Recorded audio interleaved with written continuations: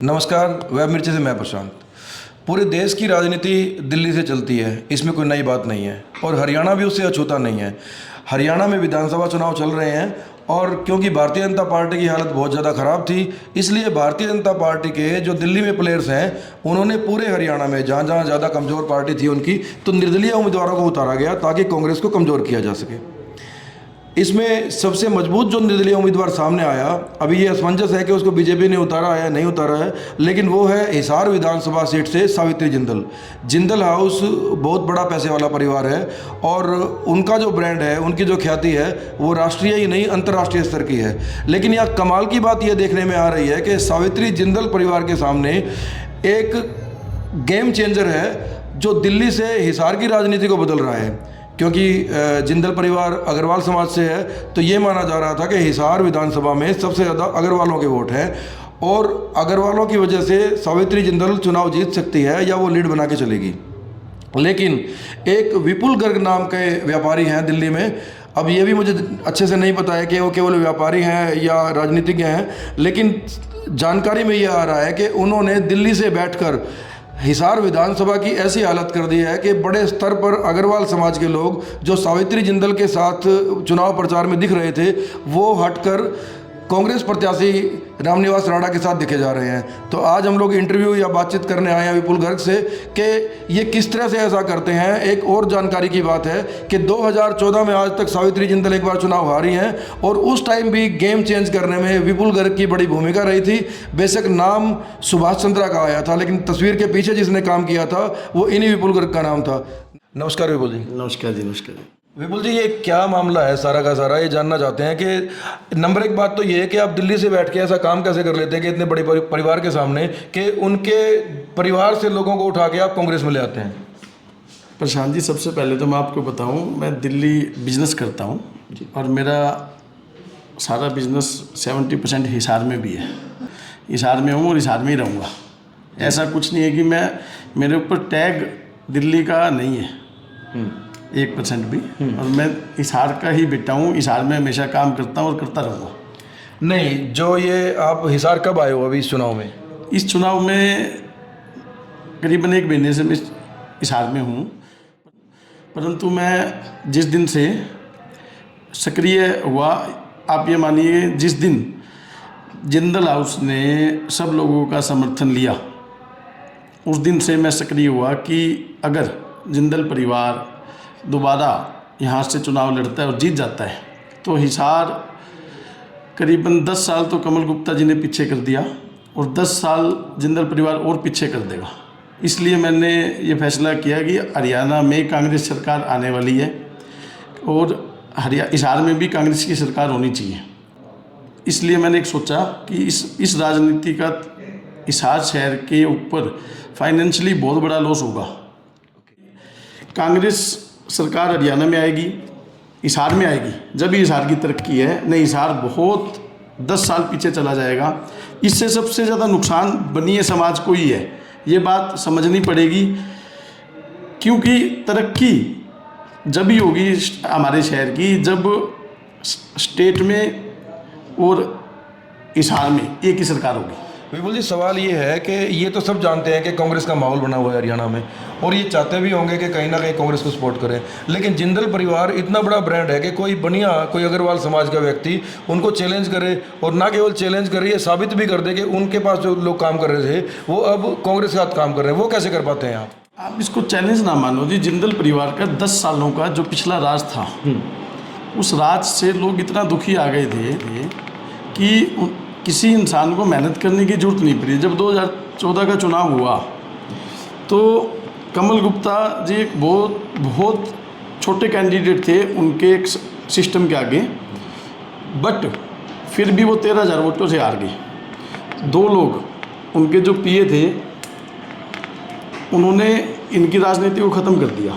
ललित शर्मा जी और एक साथ में उनके एक पीए और होते थे। अच्छा, और जिंदल के जो पीए थे, उन्होंने उनकी राजनीति को ख़त्म कर दिया। सारा शहर उनसे नाराज़ था, दिखने में उनके साथ खड़ा था जैसे आज खड़ा है, लेकिन जब वोटिंग में परसेंटेज आती है तो वो धराशायी हो जाएगी। ठीक है। अब जैसे बनिए, अब इन्होंने बनियों के ऊपर एक टैग लगा दिया कि जी बनिए हमारे है। लेकिन मैं आज एक बात का आपको शॉर्ट कहता हूँ जी, बनियों के 13,000-12,000 वोट से फालतू सावित्री जिंदल को नहीं पड़ेगी। नहीं, सवाल ये है, ये ठीक है जो आपने आंकड़ा बताया है, सवाल ये है कि आप बनियों को क्या समझाते हो कि वो सावित्री जिंदल के साथ प्रचार करते करते कांग्रेस में आ जाते हैं? मुझे समझाने की जरूरत ही नहीं पड़ती जी, मैं एक ही बात समझाता हूँ कि आप कांग्रेस की सरकार आ रही है और आप सरकार के साथ रहो। सब बनियों के आसपास में इतनी ज़मीन जायदादें पड़ी है, इतना कुछ फाइनेंशियल उनका चीज़ों से जुड़ा है। अगर मैडम आ जाती है तो शहर 10 साल फिर पीछे हो जाएगा। पहले 10 साल पीछे हुआ, नेक्स्ट फिर 10 साल कमल गुप्ता ने पीछे कर दिया और अब 10 साल और पीछे हो जाएगा। ठीक है। तो इसलिए सब लोग बनिए, सब होशियार है, सब पता है कि ये जो शहर के आसपास में 2000 अनऑथराइज्ड कॉलोनियाँ हैं, ये सरकार में ही अप्रूव हो सकती है और कोई रास्ता नहीं है। आप अगर कोई भी कैंडिडेट ऐसा हो, एमएलए भी बन जाएगा, बट सरकार में रहना उसको बहुत ज़रूरी है। ठीक है। अब राणा जी के ऊपर एक टैग लगा हुआ है कि जी ये शैलजा जी के आदमी है, शैलजा जी ने इनको टिकट दिलाई है। तो मैं एक बात मानता हूँ, अगर ये शैलजा जी के आदमी है और इनके ऊपर टैग लगा हुआ है तो शैलजा जी इतनी कमज़ोर नहीं है कि उन्हें एक आधा मंत्री पद भी नहीं मिलेगा। तो अगर राणा जी हिसार में इलेक्शन जीतते हैं तो वो मंत्री भी बनेंगे और शहर के काम भी कराएंगे। पिछले 10 सालों में जिंदल हाउस कहीं भी किसी भी दुख सुख में, किसी के आने जाने में कहीं भी शरीफ किसी के पास नहीं गया। राणा जी ने 5 बजे उठ के रात को 11 बजे तक उन्होंने मेहनत की, हर दुख सुख में, धरने प्रदर्शन में, खास करके जो ओल्ड शहर जिसको कहते हैं उस शहर में तो उन्होंने बहुत मेहनत की। चाहे कोई भी समाज हो, 36 बिरादरी में उन्होंने मेहनत की, सब जगह गए, सब जगह आए। तो इसलिए मुझे कहने की ज़्यादा ज़रूरत नहीं पड़ती किसी भी इंसान को, वो समझता है। बनिया कोई पागल नहीं है। जब वोट की देने की बात आएगी, जब ऑटोमेटिकली वो राज में जाएगा। इसमें जो बड़ा सवाल ये है कि जिंदल हाउस का टैग इतना बड़ा है कि कोई भी बनिया उनके खिलाफ ओपन में नहीं आना चाहता, लेकिन आपके कहने के बाद वो ओपन में आने की हिम्मत कैसे जता पाते हैं? मैं ये आपके पीछे कौन सी ताकत काम कर रही है, आपके पास कौन सी ताकत है, मैं ये जानना चाह रहा हूँ कि जो जिंदल हाउस को सीधे सीधे ये कह रही है कि कोई बंदा जिंदल के साथ प्रचार कर रहा है और आपके फ़ोन के बाद वो राणा के साथ प्रचार करने आ जाता है, ये कौन सी ताकत काम कर रही है आपके साथ? देखो जी, मेरे जो गुरु है ना, डॉक्टर सुभाष चंद्र जी मेरे गुरु हैं और उन्होंने मुझे एक बात सिखाई है कि जीवन में जो भी करो खुल के करो। आज मेरा दिल कहता है कि मेरी भी बहुत प्रॉपर्टी हिसार के आसपास पड़ी है, अगर मैं राणा को जिताता हूँ तो मुझे उस बात का फाइनेंशियली बेनिफिट मिलता है। नहीं, मेरी 10 साल मैं भी पीछे जाता हूँ, शहर भी पीछे जाता है, सब जाता है। इसीलिए मैं सरकार के साथ हूँ, बनती हुई सरकार के अंदर आना चाहता हूँ और शहर का बेनिफिट हो, ये चीज़ मैं चाहता हूँ। तो ये तो कॉन्ट्राडिक्शन आ गया। सुभाष चंद्र जी तो शायद सावित्री जिंदल के लिए लिख रहे थे। अरे जी, मेरे गुरु वही है, मेरे लिए भगवान वही है, ठीक है, बट वो उनके साथ है, वो एक अलग बात है, बट मैं उन्हीं का चेला हूँ। तो अब गुरु और चेले आमने सामने, सीधी बात ये है। ये बात नहीं है, अभी उनका कोई ऐसा मैसेज भी नहीं है किसी के पास, बस ठीक है, वो उनकी सपोर्ट में है, बट मैं तो शहर की तरक्की के लिए कर रहा हूँ ना। मुझे जिंदल परिवार भी बहुत अच्छा परिवार है, कोई ऐसी बात नहीं है, वो शहर के लिए कर सकते हैं, बट वो खुद कितना करेंगे जब सरकार नहीं चाहेगी? पैसा तो आखिर सरकार को देना है। तो फिर ऐसा नहीं है कि जिंदल परिवार के से कोई मैसेज आया हो, कोई दबाव आया हो कि विपुल भाई क्यों नुकसान कर रहे हो अपना, ऐसा कुछ नहीं? देखो जी, हर जगह से एक ही बात आती है, आप सामाजिक नुकसान कर रहे हो, बनियों के ये काम कर रहे हो। मेरा उसमें एक क्वेश्चन है कि जिंदल परिवार की आज जितनी भी संस्थाएं हैं, बनियों के नाम का, बनिए हॉस्पिटल के आगे तड़पते रहते हैं जब तक पैसे जमा नहीं होते, जब तक उनका एडमिशन नहीं होता, वो मर जाता है वहीं पे। ठीक है जी, कोई भाई अगर ये समाज की बात करते हैं तो बनिए समाज के लिए 10% अगर इन्होंने किसी भी संस्था में एक्स्ट्रा लेस किया होता, ये आपका बिल बनेगा, अगर आप बनी हो और हम 10% आपको छूट देंगे, ओनली 10%, ये आज भी कर देंगे तो मैं चुनाव छोड़ दूँगा। अगर ये आज भी कह देते हैं कि हमारे स्कूल में कोई बनियों का बच्चा एडमिशन लेगा और उसके लिए 10% की एक्स्ट्रा छूट है, हमारे हॉस्पिटल में 10% बनियों के लिए एक्स्ट्रा लेस है, या कोई भी एक विशेष सुविधा बनियों के लिए देते हैं, तो मैं आज ही चुनाव छोड़ दूंगा। तो ये एक राजनीतिक बातें हैं, राजनीति अपने वोट लेने के लिए कास्टिज्म का खेल है। बनिए बोलना और बनियों के लिए काम करना, उसमें फ़र्क है। दोनों बातें अलग हैं। दोनों बातों में फ़र्क है। अगर ये बनियों के लिए काम करते हैं, मैं तो आज ही चुनाव छोड़ के चला जाऊंगा, कोई इस बात में इशू नहीं। अच्छा बोल ये बताओ, 2014 में भी ऐसा ही किया था आपने? मैंने कुछ नहीं किया जी, मैंने कोई करने वाला नहीं है, परिस्थितियाँ ऐसी थी। और इन्होंने सारे हिसार शहर की जनता याद करे 10 साल इन्होंने कैसा राज किया था।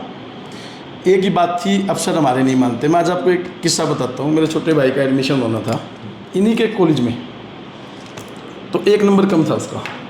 मैं मैडम जी के पास गया, उन्होंने कहा कि बेटा, वो मैडम मेरी बात नहीं मानती, जो प्रिंसिपल थी स्कूल की, वो मेरी बात नहीं मानती। फिर 10 दिन के बाद इन्हीं का एक बंदा आके मुझे कहता है कि कुछ पैसे दे दो, 50,000 रुपये रिश्वत दे दो और मैं आपका एडमिशन करा देता हूँ।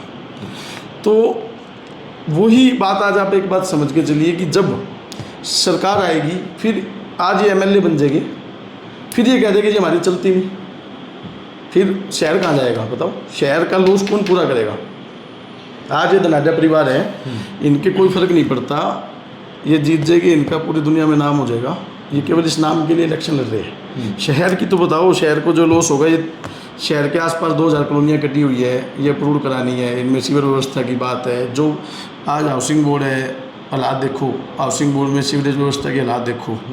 मैं वादा करता हूँ, जो ये अगर राडा इलेक्शन लड़ता है, 1000% ये मंत्री बनेगा, उसके बाद ये शहर की समस्या पूरी कराएगा। और पूरे शहर ने देखा है, इसने पिछले 10 साल में 5 बजे से लेकर रात को 11 बजे तक का देखिए, लोगों के बीच में रहा है। कुछ तो हम भी देख के लगे होंगे इसके साथ, और भी लोग बहुत थे। अभी आपके पीछे कोई ग्रुप काम कर रहा है इस चीज़ के लिए? कोई मेरे पीछे ग्रुप नहीं है जी, मैं अकेला हूँ, ना मैं किसी ग्रुप के पीछे चलता, मैं अकेला। आपको ये तो पता होगा कि आपके काम करने के बाद सेक्टर 14 में माहौल बदल गया है। माहौल मेरे बदलने से कुछ नहीं, माहौल बना हुआ है जी। केवल बनिए रुक्का मार रही है। जो सावित्री जिंदल के फेस में जिन लोगों को सावित्री जिंदल परिवार, जिंदल फैमिली बड़ा मानती है, उनके पीछे कोई वोट नहीं है। वो जो 200, 300, 400 लोग इनके साथ घूम रहे हैं कि जी हम वोट दिलाएंगे, हम ये करेंगे, वो करेंगे, उनके पास 10-10 वोट भी नहीं है। ठीक है।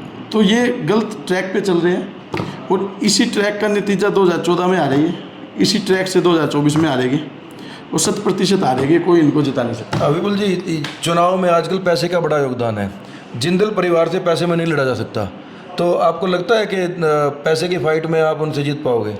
ऐसे जी, चुनाव कभी भी पैसे का नहीं होता। चुनाव जनता का चुनाव होता है, और जनता अपने मन से वोट देती है। अगर कोई पैसे से चुनाव जीत पाता तो 2014 में कभी हारते ही ना। अगली बात ये तो हो सकता है कि चंद्रा साहब का पैसा लगा हो पीछे। नहीं, ऐसा कुछ नहीं था। पैसा तो एक चलो कोई भी काम में लगता ही है, बड़े इलेक्शन होते हैं, परंतु जनता के मूड से ही इलेक्शन जीता जाता है। आज जो कास्टिज्म की राजनीति जिंदल परिवार कर रहा है, बनिए हमारे साथ है, बनिए हमारे साथ है, तो अदर कास्ट राडा के साथ है। वो तो फिर अगर बनियों की बात करते हैं ये, तो फिर अदर कास्ट राडा के साथ है। तो ये मैं कहता हूँ, सबसे पहले अगर ये कास्टिज्म की राजनीति ख़त्म होनी चाहिए, और आज ये बात करें, हम ये काम कराएंगे। आज मैं कहता हूँ कि जिंदल परिवार अपना एक एजेंडा रखे कि हम ये 20 काम कराएंगे। सरकार कराएगी या हम कराएंगे, तो पैसों की तो कमी है नहीं। अच्छा, ये बताओ कि हिसार सीट के अलावा भी हरियाणा में किसी सीट पे आप काम कर रहे हैं? मेरा फोकस हिसार सीट पे ज़्यादा है, क्यों मैं हिसार शहर का बेटा हूँ, और हिसार शहर में मैं तरक्की चाहता हूँ। बहुत लोग मेरे साथ जुड़े हुए हैं। तो सबसे पहले तो अगर हम यहाँ पे अगर इस सीट को ढीला छोड़ देंगे तो ये बड़ा भारी नुकसान हो जाएगा। मतलब आप अपनी पूरी तैयारी के साथ हैं। अच्छा, ये अब क्या लगता है कि आप कितना डेंट कर पाएंगे? अब जब आपने काम शुरू कर दिया है इस इलेक्शन में, जिंदल परिवार को कितना डेंट कर पाएंगे? डेंट मुझे कुछ नहीं करना है, जनता ने मूड बना रखा है। अब जैसे जो सबसे पहले रुक्का मार रहे हैं जी, बनिया बनिया बनिया बनिया, और कुछ करने की जरूरत ही नहीं है इनको। ये सबसे बड़ा डेंट है इनके लिए। ठीक है। हाँ, और अगली बात, बनिए बहुत समझदार है, उन्हें पता है कहाँ वोट देना है, क्या करना है। वो ऑटोमेटिकली अपने आप मॉडिफाई हो जाएगी, किसी को कहने की जरूरत नहीं है। अच्छा, हिसार की राजनीति में 2 नंबर पे जो कास्ट का मामला है वो पंजाबी समुदाय आता है, तो क्या आपने पंजाबी समुदाय के कुछ नेताओं से या प्रतिनिधियों से भी संपर्क किया है? नहीं, ऐसा कोई संपर्क नहीं किया। बाकी गौतम सरदाना जी पंजाबी समाज में बहुत अच्छे नेता है और वो बहुत स्ट्रॉन्ग कैंडिडेट है, उनका काम करने का तरीका भी बहुत अच्छा है और मुझे लगता है कि वो भी फाइट में है। अच्छा, हाँ, नहीं, पब्लिक में तो ये बात आ रही थी कि जो सरकार में रहे हैं पीछे कमल गुप्ता जी और गौतम सरदाना जी, उनकी हालत तो बहुत ख़राब है। ऐसा कुछ नहीं है जी। कमल गुप्ता जी सेकंड कैंडिडेट रहेंगे इस हाल में 100%। तो आप ये मान के चलते हो कि सावित्री सेकंड भी नहीं रहेंगी? मुझे तो ऐसे जब इलेक्शन खींचेगा ना, कल मोदी जी आ रहे हैं, कमल गुप्ता जी अपना गेन कर रहे हैं और मैं एक बात कहता हूँ कि सरदाना बहुत स्ट्रॉन्ग कैंडिडेट है और उसने शहर के लिए जितना उसका बस चला, कमल गुप्ता ने उसकी टांगें खींची, काम नहीं करने दिया उसको। वो एक काबिल कैंडिडेट है। अगर वो जीतता दिखता तो मैं उसकी सपोर्ट करता। अच्छा, हाँ, अगर वो जीतता दिखता, आज कांग्रेस की लहर है, वही एक फार्मूला लागू होता है कि सरकार कांग्रेस की बनाओ, जब भी शहर की तरक्की हो सकती है। विपुल जी से बातचीत के बाद एक बात तो साफ हो गई है कि कांग्रेस की लहर है और ये व्यापारी आदमी है और ये कांग्रेस के साथ ही रहना चाहेंगे, क्योंकि जिसकी सरकार होगी वही विकास से काम करेगी। चाहे यदि गौतम सरदाना यदि कांग्रेस की टिकट पे होते या जीतने वाले होते थे उनकी सपोर्ट करते। असल में इन्होंने जो पर्दे के पीछे के पत्ते हैं वो तो नहीं खोले हैं कि कौन सी ताकत से जिंदल हाउस को चैलेंज करते हैं, लेकिन ये बिल्कुल बात साफ है कि इन्होंने हिसार में एंट्री के बाद, बल्कि हिसार में तो ये 2-3 दिन पहले आए हैं जो मुझे पता लगा था, दिल्ली में बैठे बैठे ही हिसार का गेम चेंज कर दिया है, जो साफ तौर से सावित्री जिंदल के पक्ष में लगता था। अब ये देखने में आ रहा है या इनकी बातचीत से ही पता लग रहा है कि शायद सावित्री जिंदल दूसरे स्थान पर भी ना रहे। धन्यवाद।